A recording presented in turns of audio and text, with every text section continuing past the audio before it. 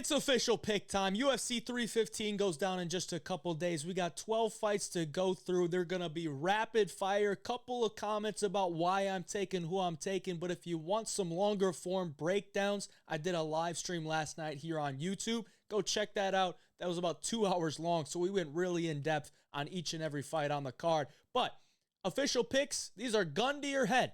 The cartel is waterboarding you, saying, who do you think's going to win this fight if your life is on the line? Picks and bets are very different. Just because I'm picking a fighter doesn't mean I'm going to bet on them, and I will try to do my best to acknowledge that as we go through the video. If you want my bets, you can jump in the Home of Fight Picks Premium membership. There's a link down in the description below to do so. We have been crushing pay-per-views in 2025, so hopefully that can continue. As always, we have to scroll all the way to the bottom. We get it started with the first fight of the night. We got bantamweights, Katona, Almakhan. I've gone back and forth. I do think there is a possibility for Beksat to get this one done by KO, but I got to trust the durability of Katona. Okay, Katona is going to make every fight competitive. I believe that this fight is probably going to go to a decision where it's going to be competitive, and I think Katona's experience at a higher level will probably get him the nod here. It is in Canada, so maybe he can get some hometown cooking, but I don't believe the Canadian fans are going to be, cheering him on, as hard as they can. I just think Katona is probably a little bit more well-rounded, and I don't think Beksat, coming off his UFC debut loss to Umar, really showed me anything that I can get behind. I know he's got power, but I don't know that he's the biggest minute winner, and I think Katona wins more minutes here. It goes to a decision. He gets his hand raised by decision. I'll take Katona for the official pick. And let's move on. Daniel Santos, Jung Young Lee. This is not one that I would want to be super invested in. Jung Young Lee is going to be the pick. I just think he's a little bit bigger. I think he's fast enough to deal with the speed of Daniel Santos, and I think Daniel Santos is just a bantamweight. Maybe, the bantamweight skill works out for him at featherweight, but I just think he's a little bit too small here. He's a guy that kind of likes to impose, not his physicality, but at least his presence. And up a weight class, I don't know if he's going to have as much success doing so. Jung Young Lee can grapple. His striking is pretty sharp. I think his hands are fast. I think if he doesn't wear out as the fight goes on and Daniel Santos can't take over as the fight goes on, I think Jung Young Lee gets this one done. He's also live for an early finish. Daniel Santos is very, very hittable, especially early on in the fight. So Jung Young Lee is going to be the official pick, but in all reality, I'm not super confident in that one. That's just a pick'em fight where I'm taking Jung Young Lee, the more proven featherweight. Marc-Andre Barriault, Bruno Silva. Another one where I'm not super confident on, but I do think I got to go with Marc-Andre Barriault here just because his overall skill set is better than Bruno Silva's. The worry is going to be the chin for Marc-Andre Barriault. But if he can avoid the big power from Bruno, then I think he wins this one. I think the longer that this fight goes is going to favor Marc-Andre as well. He's a guy that likes to build into fights. And if he can get to the second round, I don't think Bruno Silva has the greatest gas tank. He's looked very disinterested in his last few fights. I don't know what's going to change here. Maybe he has made a change, and if he does, we'll probably be able to see it on the scale. So you might want to check out what Bruno Silva looks like when he weighs in. If he looks in good shape, then he's probably a little bit more motivated, and he's probably a little bit more live to win this one. But I just can't trust it right now here on a Wednesday. So I got to go with Marc-Andre Barriault to get this one done. If he wants to, he can go to the grappling. He can strike with Bruno. The chin is the major question, but we know he's got volume. We know he's got cardio. And if he needs to, he can go to the grappling game. So I'll take Marc-Andre Barriault for the official pick. And we can move on to the prelims after the early prelims are done. We got Navajo Sterling taking on Ivan Erslan. I'm going to go with Navajo here. I think Navajo's outside striking is just going to be a little bit too much for Erslan to really let his hands go. Erslan's more of a boxer, and he needs to get down on the inside. Maybe Erslan could maybe look for some takedowns that would probably benefit him, but it's not really something that he's shown to do so. So coming into this matchup, what can I expect from him? Probably the same stuff. More boxing heavy. I think he's going to get his legs chewed up from Navajo Sterling, who loves his leg kicks, loves his push kicks. I think he's just going to be way too far out of range to where Navajo can still land strikes where Ivan's going to feel it as well. I mean, there's a light heavyweights. A kick from a light heavyweight is still going to chop your leg up. And I think Erslan's just going to have tough time closing that distance and letting his hands go, landing on Navajo. Navajo is still pretty inexperienced, though, so not a super confident pick, but I do think stylistically he should be able to get it done. We just don't know if he does face some adversity. Maybe he falls apart. I don't think it happens. I think Navajo gets this one done. He will be the official pick. Let's move on to some more light heavyweights. We got Modestas Bukauskas. I'm going to go with Iwan Cutelaba here because of the experience gap, and I mean high-level experience. And overall, I think Bukauskas has made some improvements, but we've seen those improvements at a very low level. Very low level in the light heavyweight division. It's against Zach Pauga. It's against Marcin Prachnau, Rafael Cerqueira. Like, these are bottom-of-the-barrel guys that have either been cut or gonna be cut. Iwan Cutelaba, on the other hand, has faced the Magomed Ankalaevs, the Glover Teixeiras, the Khalil Roundtrees, the Johnny Walkers. Johnny Walker was kind of a wild one to throw in there. But at least Johnny Walker has been, a top 15, top 10 guy in the light heavyweight division for a while.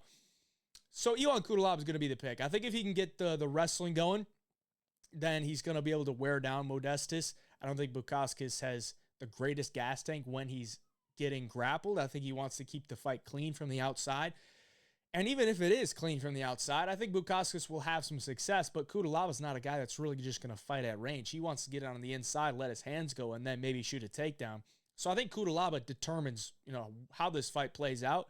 And if he wants to determine it to take the fight to the ground, I think it works out. So I think Iwan Cutelaba is going to get this one done. I'll take him for the official pick. Let's move on. Jessica Andrade taking on Jasmine Jasudavicius.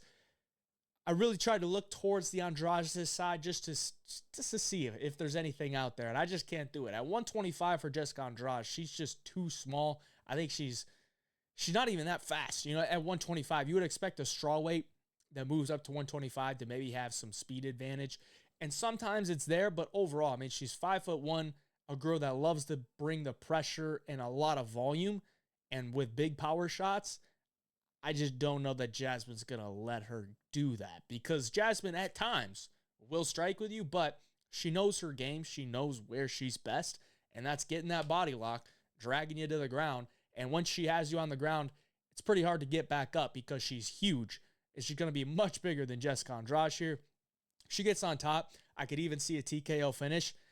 Jessica at times maybe will just give up her neck and get out of there, but Jasmine's ground and pound is nasty. She does damage once she gets you to the ground too. So even if it's, 60-40 type of striking on the feet, and then Jasmine gets a takedown with 2 minutes left in the round, lands some ground and pound, that's what the judges are going to remember. So it's probably going to be a Jasmine round. So I think Jasmine gets this one done. She'll be the official pick. Another Canadian getting a dub. Feature prelim, Mike Malott, Charles Radtke.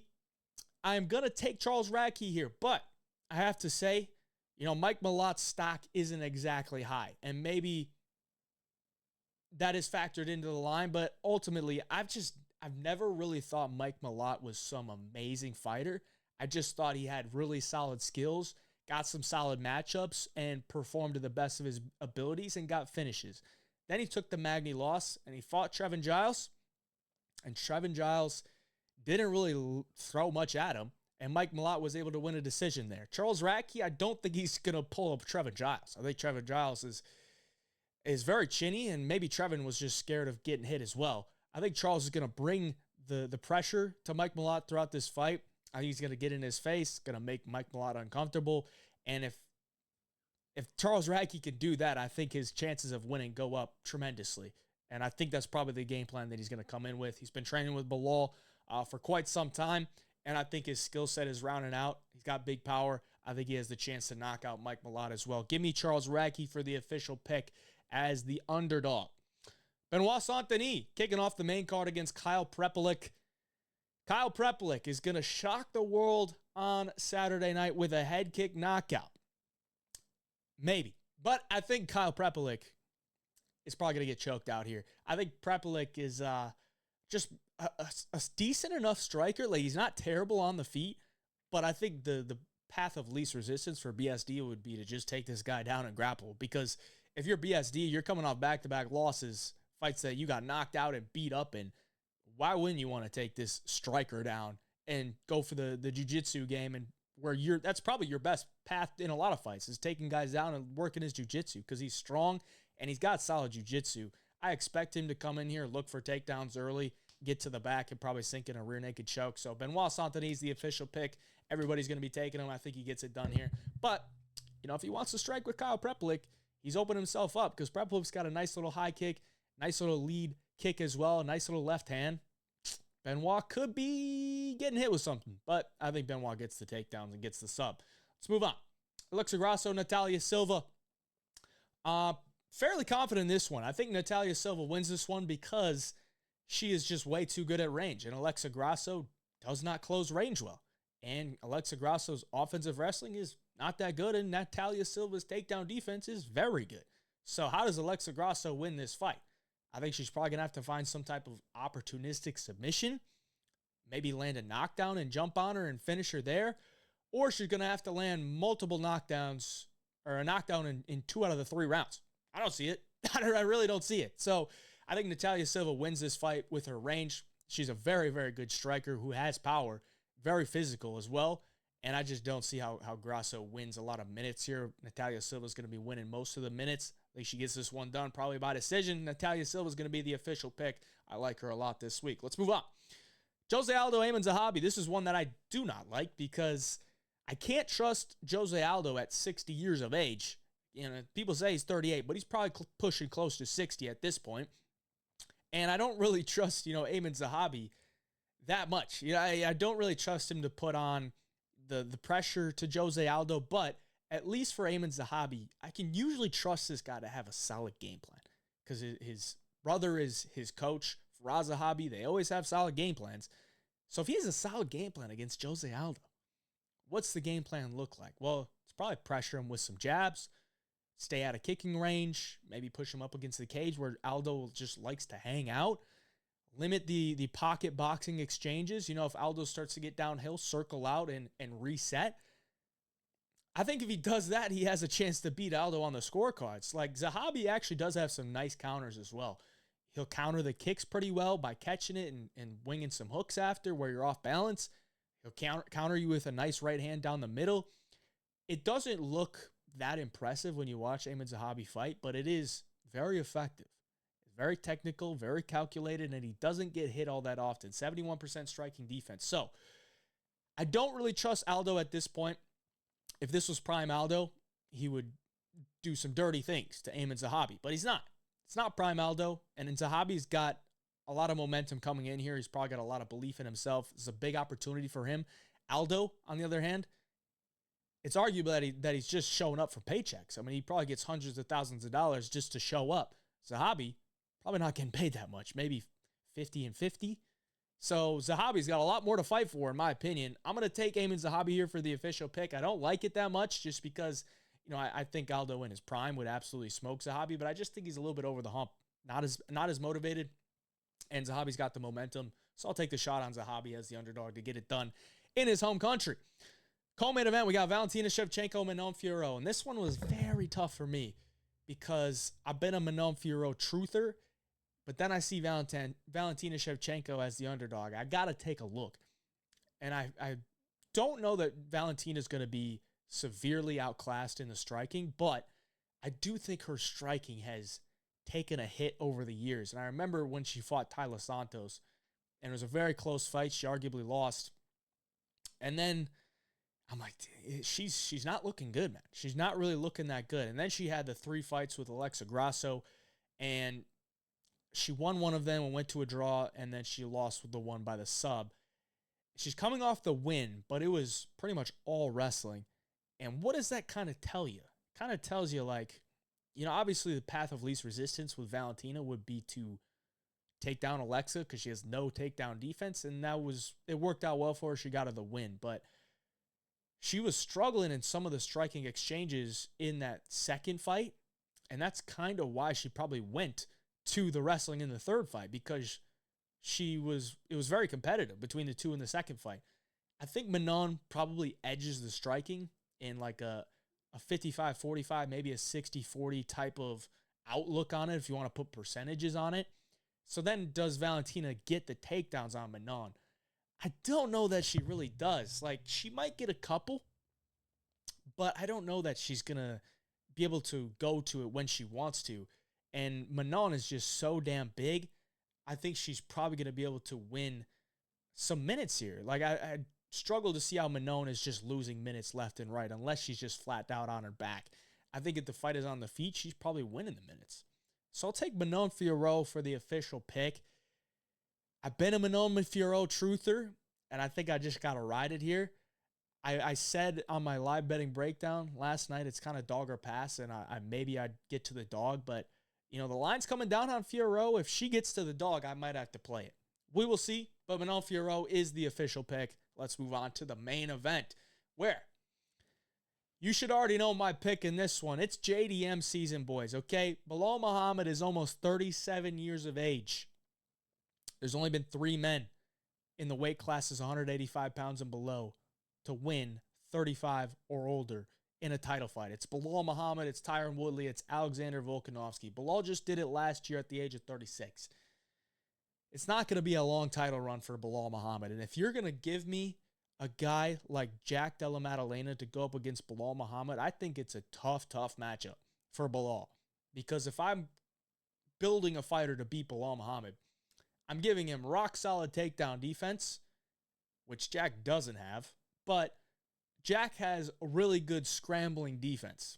And when I say that, I mean he's not going to accept the position. He can get out of positions. He can get back up to his feet. And when he gets back up to his feet, he's always looking to do damage. So I would want rock-solid takedown defense. We don't have that here, but we have really good scrambles and just a refusal to fuck off. 2, I would want a guy that is always looking to do damage. That is Jack Della Maddalena. I would want a good boxer, because if you're going to throw your hands, if you're going to throw kicks, a lot of kicks, it just opens yourself up to being off balance, falling to the ground, or getting a kick caught. So Jack Della Maddalena does majority of his work with his hands, with his boxing. He'll mix in some kicks, some knees, which is good. He's got great knees up the middle, but he's always looking to do damage, and he has good cardio.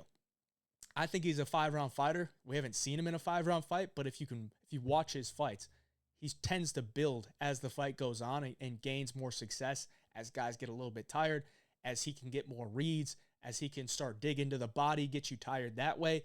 So I think as the fight progresses, if Jack can stay off his back, if he can get those scrambles going, defend the takedowns, make Belal pay for takedown attempts with knees up the middle, uppercuts, stuff like that, I think Belal's going to get a little bit, I don't want to say timid, but he's going to get discouraged. He's going to get a little bit discouraged, and then Belal moving backwards, not a good thing.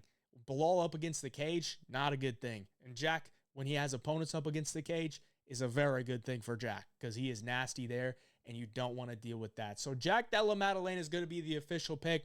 I think he could get it done by decision if it makes it there, just based on damage and the refusal to fuck off, getting back up to his feet, ripping some shots, landing damage, where Belal does have some scar tissue.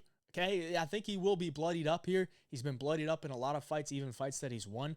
So I think he could win a decision. I think he can get the KO, and there's going to be a lot of opportunities for a submission, whether it's a club and sub or it's, finding something on the ground with Belal. Belal got his back taken by Leon. I don't think it's out of the realm of possibility, but many paths of victory for Jack Della in this one. I think he's going to be the official pick. That's going to do it for the video. I appreciate you for watching. Like the video for me. Subscribe to the channel. We'll be back here with the best bets video to you shortly. Check that out on the YouTube. We got Long Shots Only live show on Friday. Until next time, hey, job picks. We out.